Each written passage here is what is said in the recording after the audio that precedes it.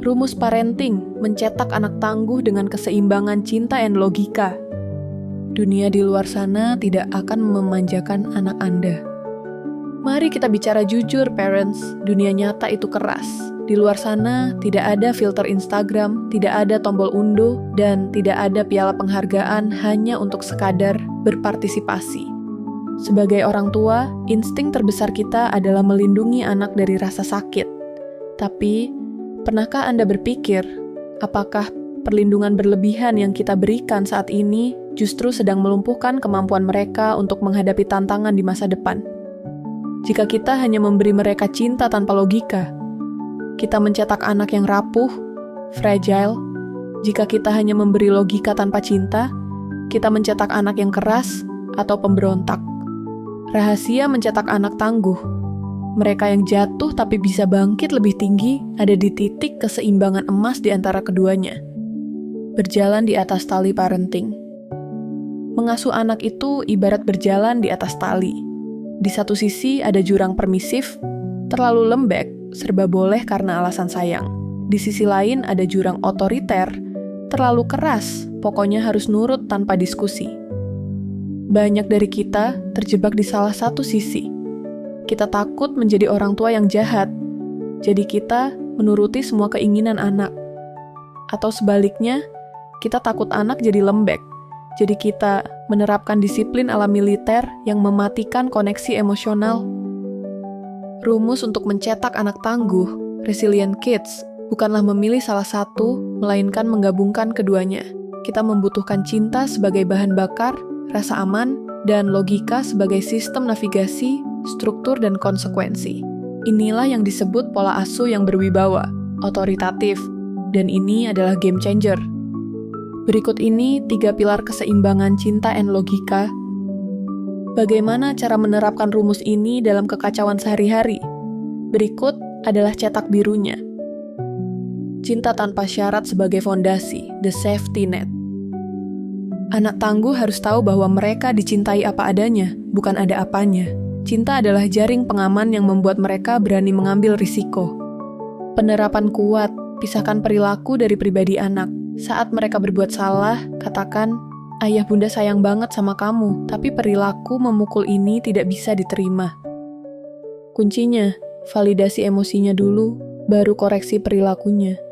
Jangan pernah gunakan penarikan kasih sayang, mendiamkan berhari-hari sebagai hukuman. Logika dan konsekuensi alami, the reality check. Anak-anak harus belajar hukum sebab akibat sejak dini. Dunia nyata beroperasi dengan logika, bukan dengan negosiasi berbasis tangisan. Penerapan kuat, berhenti menyelamatkan mereka dari kesalahan kecil. Jika anak lupa membawa baju olahraga ke sekolah, jangan diantarkan. Biarkan dia menghadapi konsekuensi di sekolah. Ditegur guru, dedek lel. Kuncinya, biarkan realitas menjadi gurunya. Tugas kita adalah memberikan empati saat mereka menghadapi konsekuensi tersebut, bukan mengomeli mereka dengan, "Tuh kan, mama bilang juga apa?" Rumus emas, empati plus batasan tegas. Inilah inti dari semuanya.